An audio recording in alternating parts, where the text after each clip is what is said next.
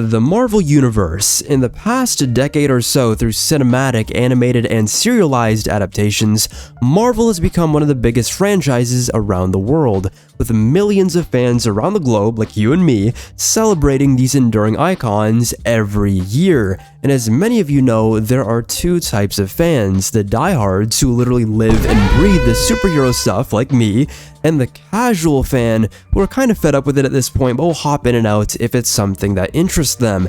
Either way, superheroes and Marvel have all touched our lives in one way or another, and while I do enjoy that some of my favorite things have become a bit more mainstream, I do miss the earlier, more simpler era of Marvel when adaptations weren't exactly made with the consensus of consumerism and the realistic lens now placed on media due to people being a lot more cynical. That is not to throw shade at any project in particular, because superhero media should be telling all these stories, but just looking at Marvel from a visual perspective, you can see how many of these characters, even within the more comic-inspired settings, are very MCU inspired, which in and of itself prioritizes a more practical, realistic, military-looking design. This more than likely gave way to the very annoying notion that many people have about the simple differences between Marvel and DC, with Marvel being about humanity trying to become gods, and DC the opposite, gods trying to acclimate themselves to humanity so that they could become more human despite their absurd levels of power. But if you were to look back on past iterations of these characters within the mainstream bubble, you would notice that their costumes and the overall feel weren't too dissimilar to what you would see in DC. Look at any Alex Ross painting and tell me that these characters don't look larger than life. In fact, when I was growing up, and I'm sure many of you could relate, the Marvel merchandise I was seeing always had its big three front and center. When it came to the Marvel Heroes line of products, whether it was backpacks, blankets, books, etc., they would always have Spider-Man, Wolverine, and the Hulk on there, basically showing you who the mascots of the franchise were, full stop. Not only do these guys have movie franchises up and running, which would lead to a tornado of movie marketing, believe me, they were everywhere, and as a kid, I couldn't get enough, but they were all representative of some important corner of the Marvel Universe. Spider-Man was the face of the franchise and its street-level component. The Hulk was the face of the Avengers, Defenders, and quite frank, he has literally been everywhere and interacts with a lot of people. And Wolverine, of course, was the face of Marvel's biggest team, the X-Men. As much as that pains me to say as a Cyclops enjoyer, but Wolverine was the main X-Men to have his own successful spin-offs, to the point where I could comfortably say that he's as much of a solo character as he is a team member. All that to say, who is the fourth pillar? From my recollection, many of the Marvel heroes' merchandise had four sides. They were square-shaped, which meant that they needed four heroes to round out that Marvel logo, and if the first three were already locked in, the last hero they picked should give us a helpful indicator on who should be that fourth pillar on the Marvel Mount Rushmore. This is a priority alert to all metahumans. UNN Alpha requests immediate assistance. Hey everyone, post-production Natrix here, just stopping by to remind you that if you enjoy the content, to like, subscribe, and turn on post notifications. It is free, and it really helps the channel out a ton. And 14% of you guys are subscribed. If you'll do me a favor, only if you want to, please sub up. We're on our way to 50k subs. We're almost there. Anyways, let's get back to the video. The first character up that we see on the merchandise is Iron Man, the guy who kickstarted this entire superhero craze with the creation of the Marvel Cinematic Universe.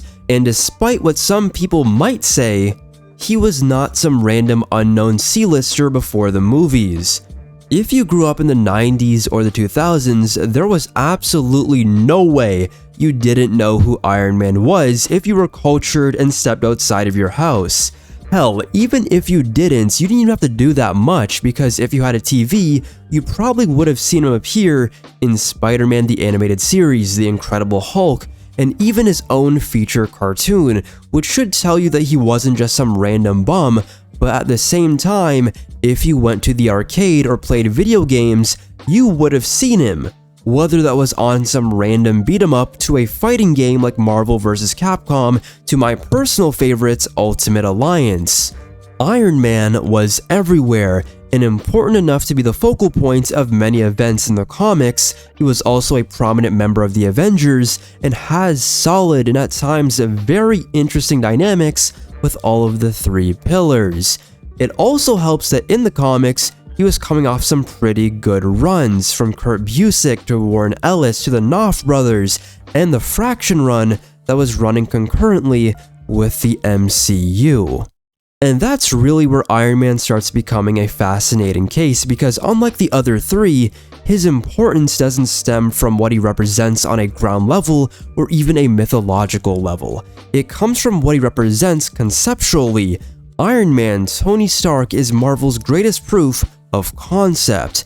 He is the walking embodiment of the idea that a human being with enough intelligence, resources, and frankly ego can stand shoulder to shoulder with gods, monsters, and mutants. He doesn't get bit, he isn't born different, and he didn't stumble into any power by accident.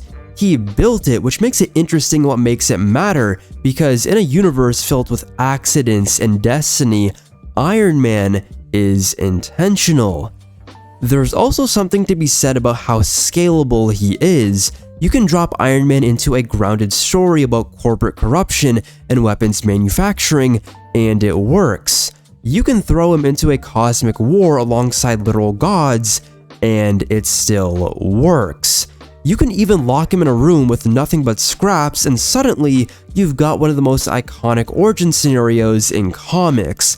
He bends the tone of the story without ever breaking it. You can put him in a story with Spider-Man, you can stick him in with the mutants and he can be an X-Men based character, you can put him with the Hulk. All of this works, which is a bit of a rare trait. Most characters kind of belong in a lane. Spider-Man is for the most part street level and very relatable. Wolverine leans into that gritty, almost anti-hero light, but he is mostly a hero, but that gritty mutant corner. Hulk is Hulk, right? And all the stuff that you can explain with him, that is its own category at this point. But Iron Man, he is fluid, and almost too fluid, because that flexibility, while it is his greatest strength, ironically, it's the thing that holds him back from being that fourth pillar. Because if you sit down and think about it, a pillar is not about popularity or importance, it's about identity, about instantly anchoring yourself to a part of the universe the second you see them. Spider-Man tells you what it feels like to be in New York at its most personal. Wolverine tells you everything about the mutant struggle, whether you like it or not. The Hulk is this uncontrollable force of tragedy and spectacle. Iron Man doesn't quite anchor a corner in the same way. He moves between them. And then there's that elephant in the room, the MCU effect, because let's be honest, if this conversation was purely about the strength of the movies, Iron Man would not just be the fourth pillar, he might even be number 1 or number 2. That's how dominant that portrayal really was. But that's also the issue. His modern perception is so heavily tied to that version of the character that it almost overshadows his broader comic identity. And when we're talking about something like a pillar of the Marvel Universe, you need somebody whose importance transcends a single era or adaptation. Someone who was always that important, not someone who became that important from a singular perspective. So, Iron Man ends up in this weird middle ground where he's undeniably one of Marvel's most important characters, historically significant, incredibly versatile, and conceptually rich. But he doesn't quite lock into a singular role the way that the other three do. He connects the universe more than he defines it, and as weird as it sounds, being able to fit anywhere might be the exact reason he doesn't stand out as one of the four corners holding up the entire franchise. Because pillars, they're not meant to move. They're supposed to stay exactly where they are, holding everything else in place while the rest of the world shifts around them. And Iron Man, for better and for worse, has always been a character who moves with the world instead of anchoring it. The next charity case character coming from merchandise is Captain America. Mr. throws his mighty shield, and that theme song alone from the 1966 cartoon would be enough for me on most occasions. He is, in my opinion, the definitive face of the Avengers, the Superman of the Marvel Universe, one of the first characters created in the Marvel Universe in fact, debuting only a year after Namor, and made before the Marvel brand was even a thing. In terms of dynamics with the three pillars, he couldn't be more connected. With the Hulk, obviously they're teammates on the Avengers and have a lot of stories together. With Spider-Man, they have a bit of a mentor-mentee relationship at times, with Spider-Man looking up to Steve in his childhood, even dreaming of being him at one point. Kinda weird, but most importantly, they have bonded over being very similar in the past. Both being nerds and whatnot over different things, like science and art, but you know, nerds nonetheless. And Wolverine, well, they were old war buddies. Both of them are over 100 years old at this point. What I love the most about Cap, though, is that he is the playmaker of the Marvel Universe. What does this mean? He has connections and relationships with everybody and makes a conscious effort to do so, none of which was up to random chance. He would take some of the biggest oddities in the verse and turn them into one of the finest superhero teams the world has ever seen. That's the beauty of the character. That idea of being the playmaker is what makes him really stand out from everybody else in the conversation, because it reframes what his role actually is. A lot of people reduce Steve to being the moral guy or the symbol, which is true, but it's also kind of underselling him in the most boring way possible, because the thing that makes Cap special isn't just that he believes in the right thing, it's that he actively organizes people around it. He's not just standing there with a speech, he's putting the right people in the right places at the right time and somehow making it all work. He's the character that tells you, we're going to win this, and you don't even question the logistics anymore. You just assume that he's figured it all out.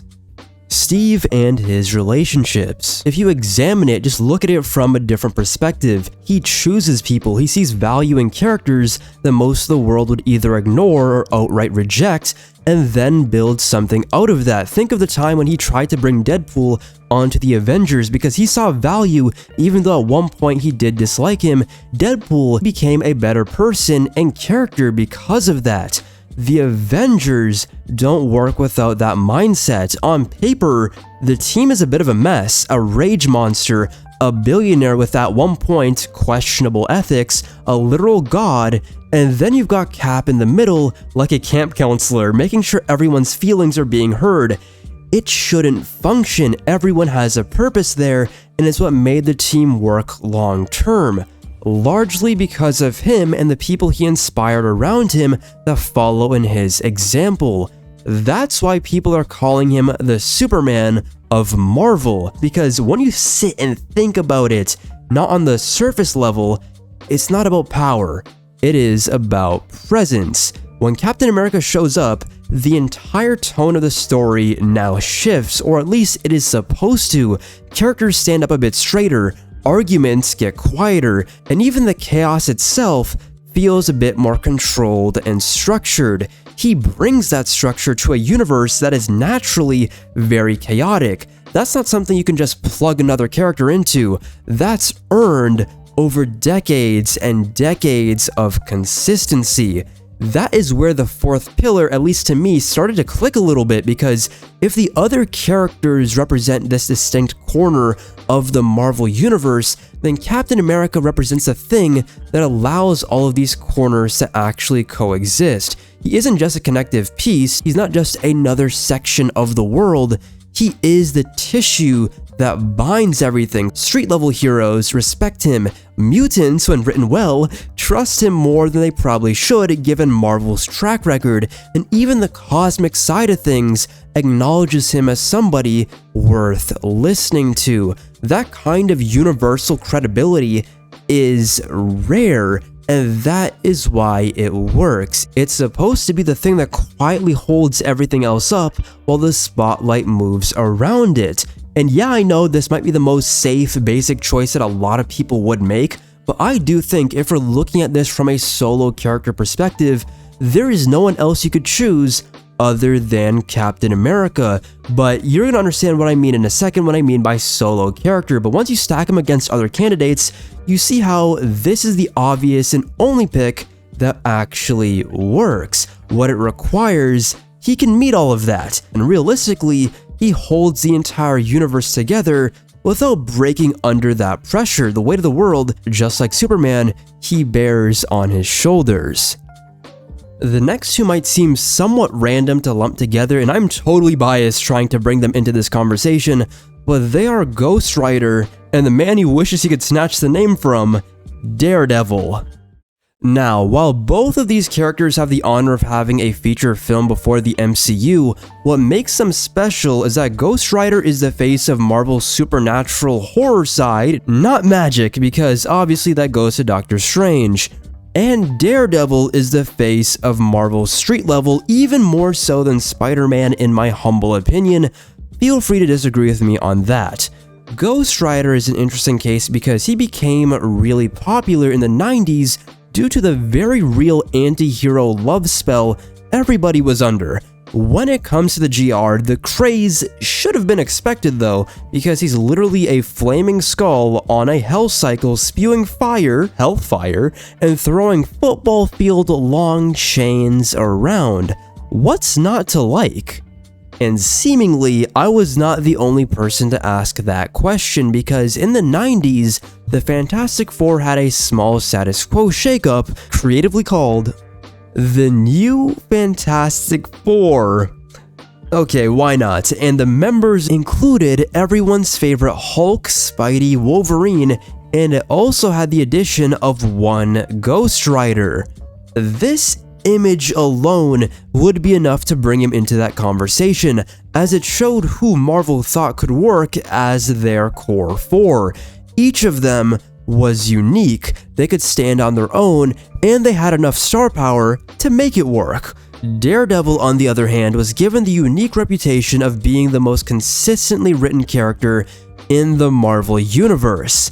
While I'm not going to be a poser and say that he's never had a bad run, from a modern perspective that includes the beginning of that Marvel Knights run in the 2000s to the 2010s, Daredevil has mostly had bangers. The 2020s have been kinda rough, and the 80s and 90s were very inconsistent. They would have peak, then mid, then garbage in that order or any order. But mind you, what I like the most about our resident Hornhead is that he was so trash at one point and had so much potential due to his concept of being a blind lawyer, and now we could say that that potential was realized in spades.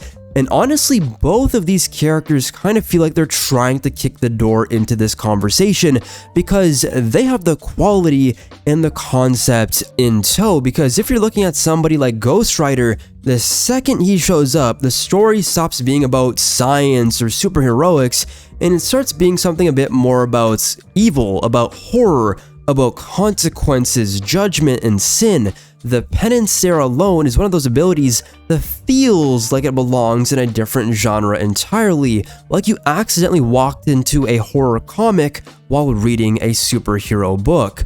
That's kind of his biggest strength. He proves that the Marvel Universe isn't just about tights, it can get weird, dark, and borderline uncomfortable if it wants to, but at the same time, that's also what keeps them from being a pillar, because by definition, they have to be somewhat accessible. That accessibility is what allows you to maintain popularity, and when you do that, you'll stand the test of time, either through media adaptations or through the comics themselves. Recently, and unfortunately, Ghost Rider has lost a bit of that appeal and a bit of that star power.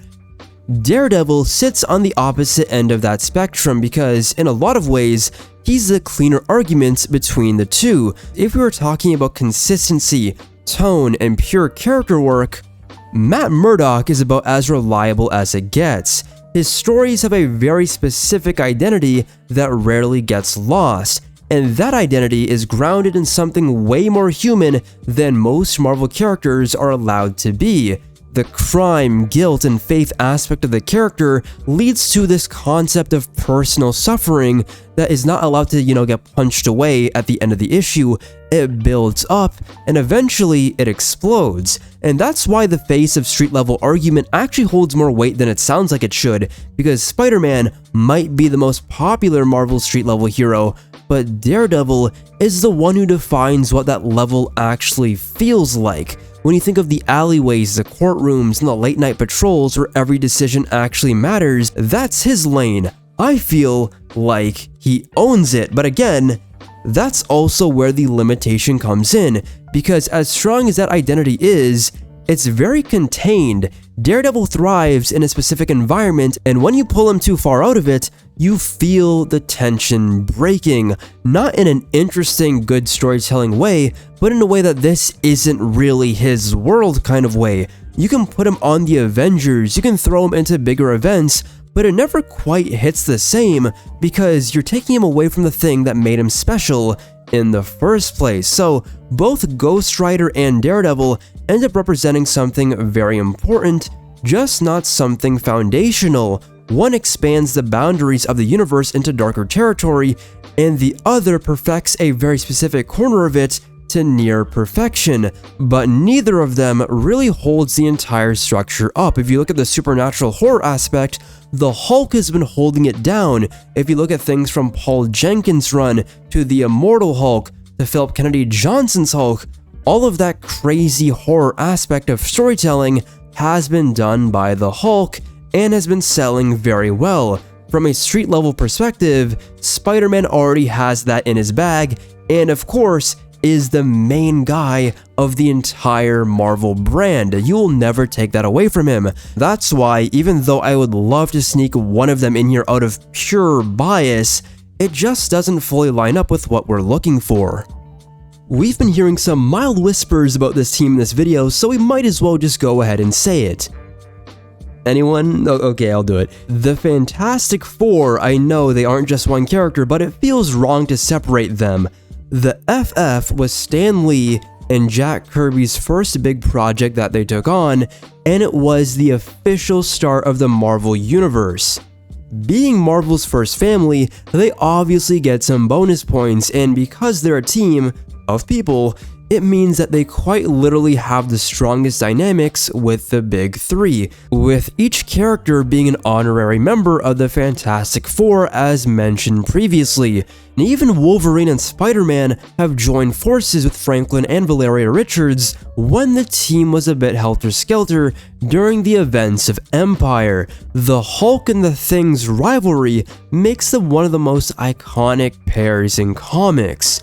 Peter being the best friend of Johnny Storm and the fun uncle to Franklin Richards wraps all of this in a nice little bow.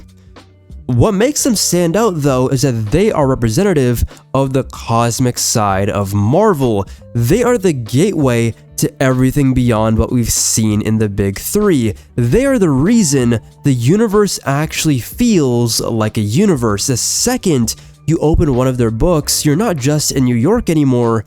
You're dealing with other dimensions, alien empires, cosmic forces, and concepts that feel way bigger than any one hero can handle.